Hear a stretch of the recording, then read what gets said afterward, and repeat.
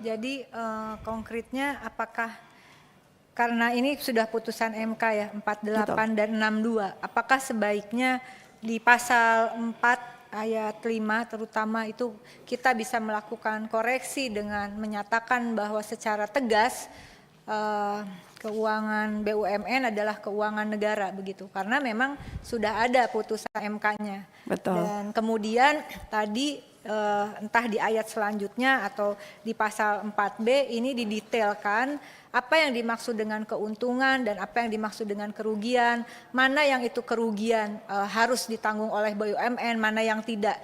Contoh konkret adalah kasus kereta api cepat begitu ya. Betul. Nah itu sekarang bukan hanya BUMN Karya yang terancam kolaps, tetapi juga KAI juga, padahal Betul. dia hanya menjalankan penugasan negara, Yes. begitu, sehingga terjadi kerugian, kok dia yang disuruh nanggung. Betul. Padahal KAI itu adalah BUMN yang heavy-nya lebih pada pelayanan publik. Betul. Nah, apakah perlu ada penjabaran tadi dikatakan oleh Prof. Rudi, mumpung ada kesempatan nih, kita detailkan saja begitu Bu. Yes. Nah, apakah bisa di-insert di pasal ini?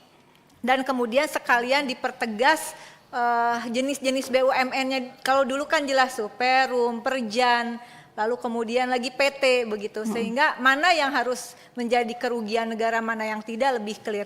Mohon tanggapannya Bu.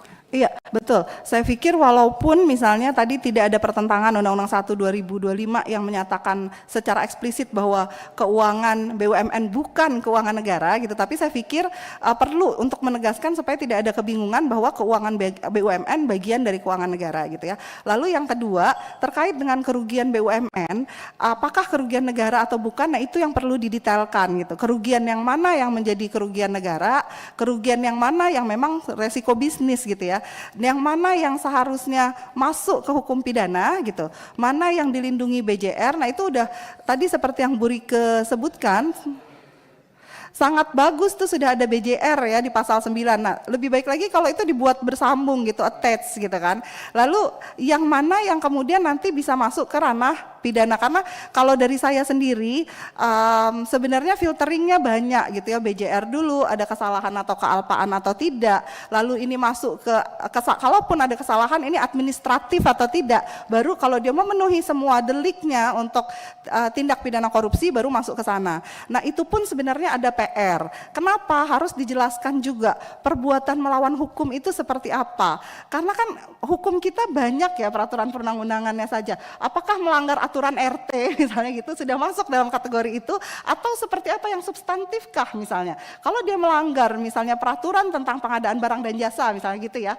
Nah, apakah seperti itu? Atau kayak saya bilang tadi, definisi menguntungkan diri sendiri, orang lain dan sebagainya itu juga harus dijelaskan. Kenapa? Karena secara hukum administrasi tidak pernah ada perbuatan yang tidak menguntungkan seorang pun gitu kan. Kalau ada perbuatan pemerintah yang dia tidak menguntungkan seorang pun gitu, ini kan namanya perbuatan mubazir kan Bu. Ini namanya ondul matekhet, ini malah masuk ke maladministrasi gitu ya. Jadi kan tetap harus ada yang diuntungkan. Tapi yang paling penting ukurannya itu, bagaimana kita mengukur gitu bahwa ini memang masuk tipikor karena dia secara melawan hukum dan menguntungkan orang lain dengan cara yang salah gitu. Nah mungkin itu yang harus jadi PR kalau mau diselesaikan di Undang-Undang BUMN ini, selain tadi mengenai double job penyelenggara negara dan seterusnya. Nah kalau saya sendiri, menurut saya karena ini pekerjaan yang serius Bapak Ibu untuk menjadi komisaris gitu ya, bukan pekerjaan sampingan dan sebagainya, maka menjadi menteri atau wakil menteri saja sudah sangat sulit gitu ya. Masa mau double job, padahal di sisi yang lain banyak profesional yang ada di sana. Selain itu, kalau misalnya double job, yang perlu kita pikirkan dia berarti kan jeruk makan jeruk ya, karena dia menjadi regulator sekaligus menjadi operator, dan ini tidak pernah berhasil gitu. Makanya saya pikir kalau bisa diselesaikan semua itu, semoga BUMN kita juga bisa menjadi BUMN yang baik seperti itu. ASN, nah ini